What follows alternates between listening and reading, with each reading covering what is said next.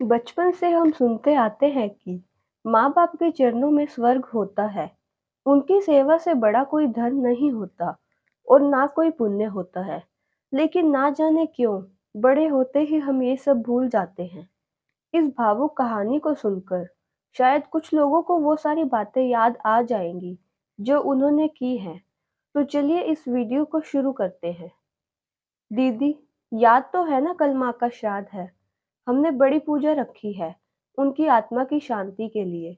इसलिए आपको सहपरिवार के साथ आना ही है। सना अपनी नंद सीमा को फोन पर कहती है। तभी सीमा उसकी भाभी को बोली, मैं नहीं आ सकती। आपको तो पता ही है कि उनको छुट्टियां नहीं मिलेगी। अरे दीदी, ऐसे कैसे? माँ के जमाई और बेटी उनके श्राद्ध में नहीं आएंगे तो उनको आत्मा की शांति कैसे मिलेगी? इसलिए आपको आना ही पड़ेगा।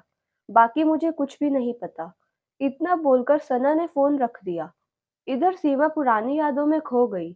जब उसके पापा की मृत्यु हो गई थी, तभी सीमा अपने मायके गई हुई थी। सीमा को माँ बोली, बेटा तुम्हारे पापा मुझे छोड़कर अकेले ही चले गए। पता नहीं अब किसके आधार पर छोड़कर गए। माँ सीमा के गले लगकर रो रही थी। तब सीमा बोली, यह सब लोग हैं तो भैया भाभी और बच्चे, तो चिंता क्यों करती हो? सीमा कुछ दिनों तक अपनी माँ के पास रह आई थी, लेकिन हमेशा ज्यादातर फोन पर बोलना होता था। कभी कॉल पर तो कभी वीडियो कॉल पर बात होती थी। बेटा क्या बनाया तूने? एक दिन माँ ने वीडियो कॉल पर पूछा। माँ, आलू की सब्जी और रोटी बनाई है, सीमा ने जवाब दिया। माँ बोली, अरे वाह। सब्जी का नाम सुनते ही माँ की आंखों में एक अलग ही चमक देखने को मिली, जो सीमा को दिखी। तभी सीमा माँ को बोली, माँ तुम्हें खाने का मन हो रहा होगा तो भाभी को बोल दो, बना देंगे। सीमा हंसते हुए माँ से बोली। तभी माँ बोली, नहीं नहीं, अब इस उम्र में आलू कहाँ पचते हैं मुझे। मैं तो ऐसे ही बोल रही थी। जब तुम्हारे पापा हुआ करते थे तब बहुत बार बनाती थी। भाभी का तो नाम लेते ही जैसे माँ की आंखों की चमक गायब सी हो गई। माँ ने कॉल रख दिया। माँ को क्या हो गया? ऐसे क्यों बोल रही थी? वह सब ठीक तो होगा ना? सीमा अपने आप से बातें कर रही थी। ऐसे बहुत बार खाने की बातों पर बातचीत होने पर माँ की आंखों का भाव बदल जाता। लेकिन ऐसा क्यों था, वो समझ नहीं पाई। लेकिन इसके पीछे का राज उसके समझ में आया जब वह छुट्टियों में 2 दिन के लिए मायके गई हुई थी। एक दिन सीमा माँ के कमरे में माँ के साथ गपशप कर रही थी। तभी दीदी खाना खाने चलो, माँ के कमरे में आकर सीमा को बोली। चलो माँ, तुम भी खाना खा लो। सीमा उठते उठते बोली, अरे दीदी, नहीं नहीं, माँ को क्यों तकलीफ देना, वह यहीं पर ही खाना खा लेंगी। आप चलो, सना बोली।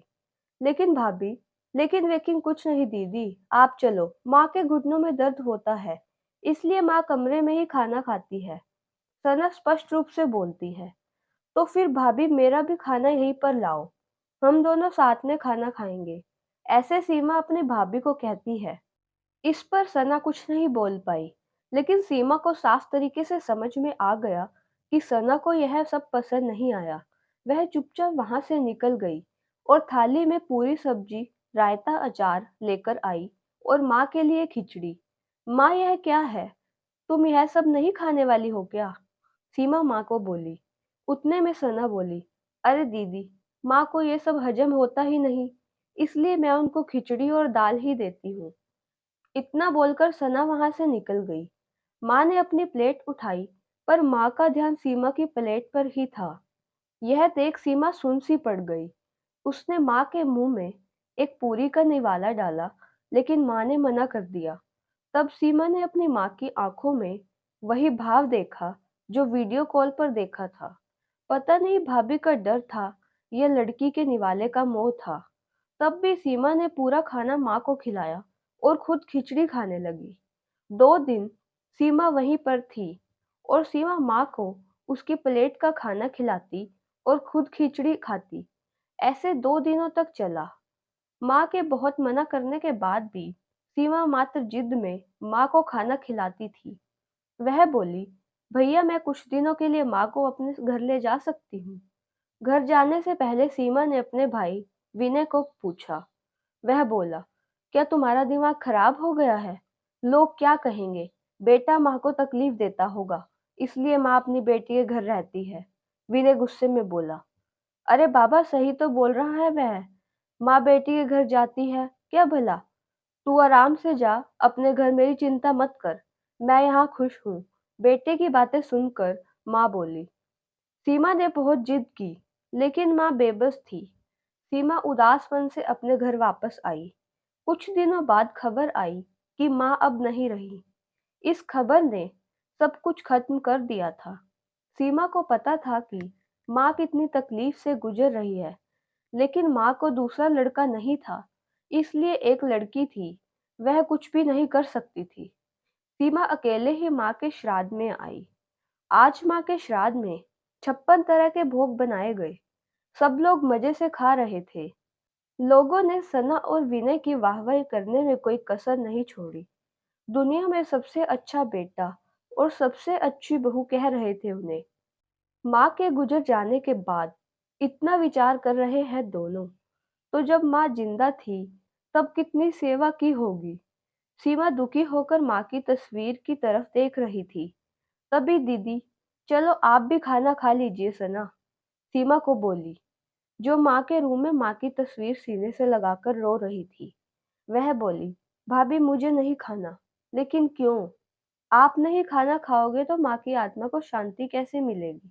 सना सीमा को बोली, भाभी, जिस खाने के लिए मेरी माँ जब जिंदा थी तब तरसती थी, उसे मरने के बाद दे रहे हो, तो वो कैसे तृप्त होंगी? सोच कर देखो एक बार। आज आपने पकवानों का ढेर लगाया है। माँ जिंदा थी, तब आपने उनकी मनपसंद खाने के 2 निवाले खिलाए होते, तो माँ वैसे ही तृप्त हो चुकी होती। वही माँ का असल में श्राद्ध कहलाता। यह जो भी हो रहा है, वह सिर्फ एक दिखावा है। इसकी वजह से माँ कैसे तृप्त हो पाएगी? और जिस घर में मेरी माँ अतृप्त होकर चली गई, वह घर में मैं कैसे खाना खाऊं? सीमा चिढ़कर सना से बोली। तभी वहां पर विनय भी आ गया। भगवान की लाठी में आवाज नहीं होती है भैया भाभी। वो जब भी किसी पर पड़ती है ना, तब जख्म बहुत गहराई तक, और जख्म भी कभी ठीक नहीं होते। आप भी तो 2 बच्चों के माता पिता हो, लेकिन मैं भगवान से दुआ जरूर करूंगी कि आप जब तक जिंदा हो, तब तक आपको अतृप्त ना रखे। माँ ने तो अपना वनवास भोगकर कहीं नया जन्म ले लिया होगा, लेकिन आपकी जिंदगी बहुत बड़ी है। सीमा यह सब बोलकर माँ की तस्वीर लेकर चली गई। पीछे सनय और विनय की गर्दन शर्म से झुक गई। दोस्तों, माँ बाप जिंदा है तब उनकी सेवा करना, उनकी हर इच्छा पूरी करना, वही उनका असली श्राद्ध होता है। उनकी मृत्यु के बाद कितने भी 56 भोग बनाए जाएं, सब व्यर्थ है। तो दोस्तों, आपको ये वीडियो कैसी लगी, हमें कमेंट करके ज़रूर बताएं, और अगर आप इस चैनल पर न्यू हैं, तो चैनल को लाइक, सब्सक्राइब और शेयर कीजिए। धन्यवाद।